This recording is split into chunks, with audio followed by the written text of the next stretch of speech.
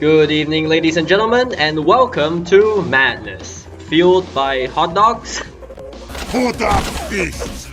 There can be only one! Get on, bloody dead! Oh hey! You suck!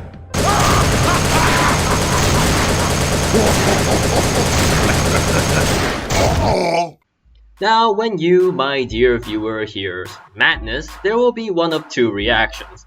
One is being flooded by nostalgic memories of a bygone era, or two is... what the fuck even is that? Am I missing something? So, for all of you uncultured folk, Madness started off as an animation series created by Crinkles, released in September 25th, 2011.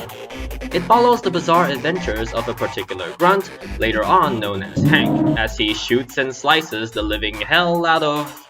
well, basically anyone who looks at him funny. There's a lot more to it, of course, but for the most part, it is just lots of ketchup and mustard being violently spilled everywhere.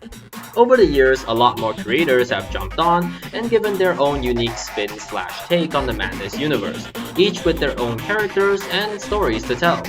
It's definitely not for everyone, but you can sure as hell give it a try. I personally find it very charming, and of course, I do crave violence, so it is quite up my alley.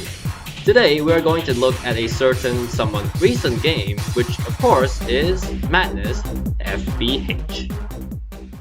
Let's go, chuckleheads!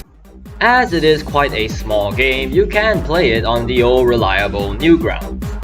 Anyone still remember that? Or several other game sites such as H.W, Gamaverse, GameFlare, Game Nora, and many more sites I reckon. Alright, cool.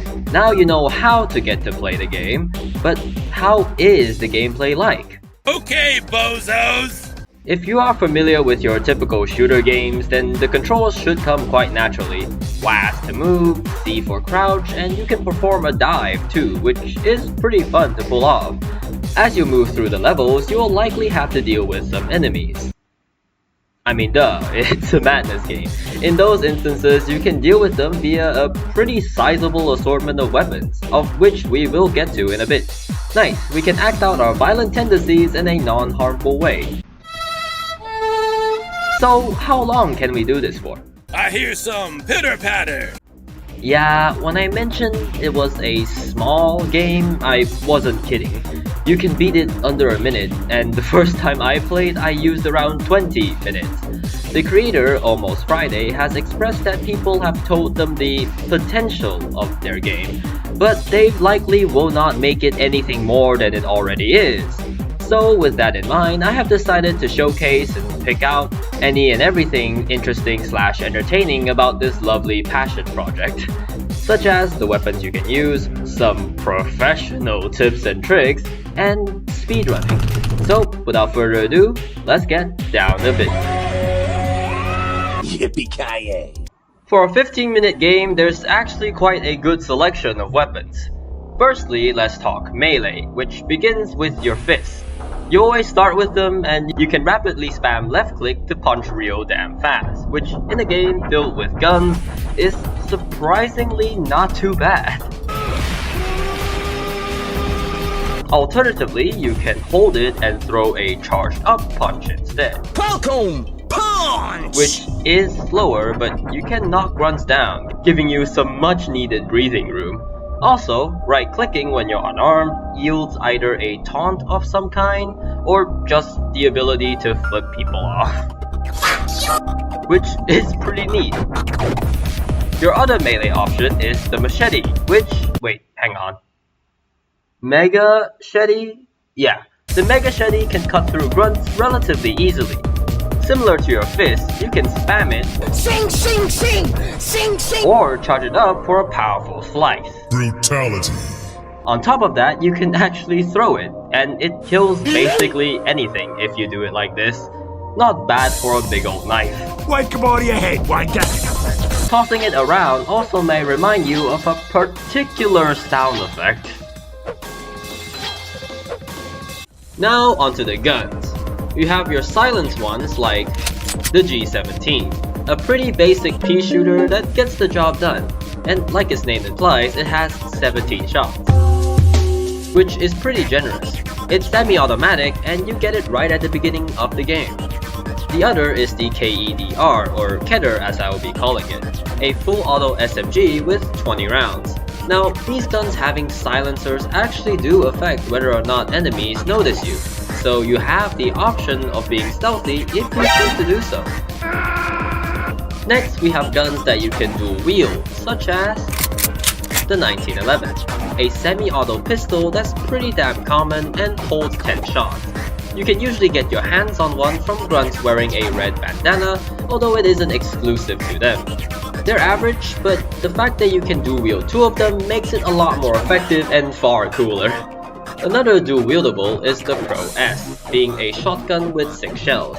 Now, there isn't any inherent benefit of using these over other guns. I was going to say that you have more ammo, but most guns already have an average of around 20 shots. So you'd basically be using them only for the style points, which is totally valid. Lastly, we have the big boys, like the 590M, a powerful 6-shell shotgun. Not as common as the 1911, but more enemies tend to use them the further in you progress, mostly being used by agents, and they pack one hell of a punch. That's what I'm talking about. The P90 is also a gun that gets more common in later encounters, exclusively being wielded by ATP so that it boasts a whopping 50 shots, plus a pretty good hollow sight scope, making it practically one of the best weapons you can pick up in the game. Oh wait, before I forget, you can also down Hotdogs in this game. Yeah, shocker, I know. Unlike in real life, where every hot dog you consume decreases your lifespan, gobbling down a stick of meat here will give you several benefits, such as recovering your health and tack bar, giving you a generous speed bonus, allowing you to take reduced damage from all sources, plus you now punch so fast like your life depends on it. So yeah, hot dogs. Slam as much meat down your throat as possible. Beg your pardon? Yes, I just said that, and I will proudly stand by it. Have you ever had 22 inches of meat in your mouth? Of course I have. Who hasn't, really? What did he say? With the weapons out of the way, now we can move on to the... There you are. Right from the beginning, instead of going this way, you can actually perform a dive jump to skip going through the vent entirely. And just before you leave the first room, you can look behind you to get a hidden hot dog stashed up there. I wouldn't eat that though if I were you. Nom nom nom. Moving on, you can actually keep the G17 from the shooting range. Now, normally if you try walking through the detector with it, the turret can and will turn you into Swiss cheese. However, you can drop the gun right by the detector and pick it up from the other side. Now you have a gun to deal with basically unarmed civilians. In this room, as obvious as it may seem, you can enter the supply room for extra weapons.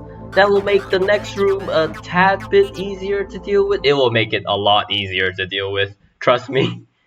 The supply room is also the only place where you can get the aforementioned Kedr and Pro S, as this is the only spot they spawn in and no enemies actually use them, making them practically the rarest weapons in the game. The more you know.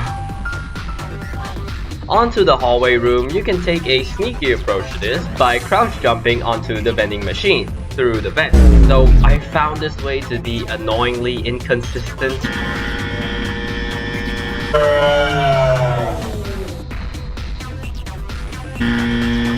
Fuck!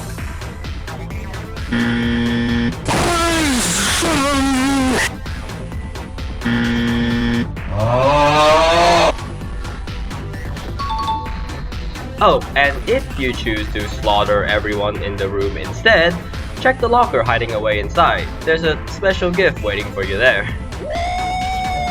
Alright, that's about all the neat stuff. Lastly, we can talk about... Yeah!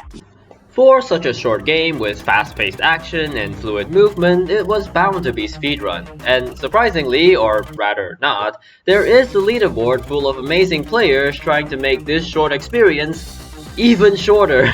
As of me writing this script, the current record is held by Negit with an in-game time of a whopping 20 seconds. and you can check out his jaw-dropping attempt on speedrun.com, and show him some support while you're at it.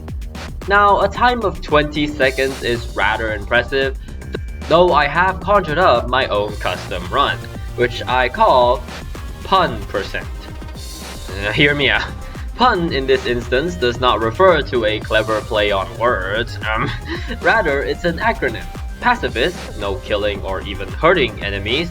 Unarmed, no weapons picked up, excluding your fist of course, and no hits, no damage taken. So is it possible to beat the game under these conditions? Yes, it can be done. It's just very annoying sometimes. I've done it before, and if any of you would like to try this out, feel free to shoot me your bit of your pun percent run of the game. I'd be more than happy to see them. Hey, you made it to the end. I stumbled across this game and I've just taken a liking to it, and well, that's not really the only reason that I've made this, because I know most of you, yes, you, my dear viewers, know me for my tabs videos, and although I still plan on making some more vids on that game, the fact that Landfall isn't gonna update the game anytime soon, I want you guys to expect a variety of content, in my editing style of course. Besides that, thank you so much for sticking around. Like and sub if you enjoyed, and have a wonderful rest of your day.